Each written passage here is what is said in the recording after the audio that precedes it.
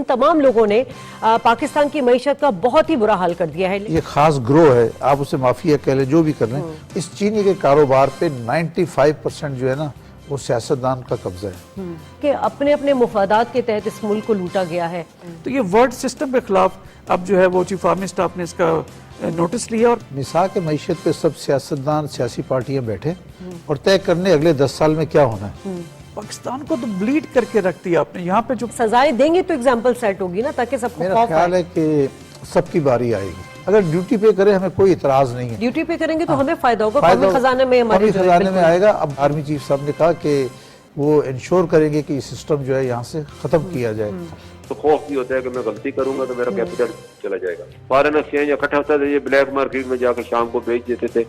سر بہتی گنگا میں تو سب نے ہی ہاتھ دھوئے. یہ سب لوگوں نے مل کے انہوں نے اوپن مارکیٹ کو بڑھایا.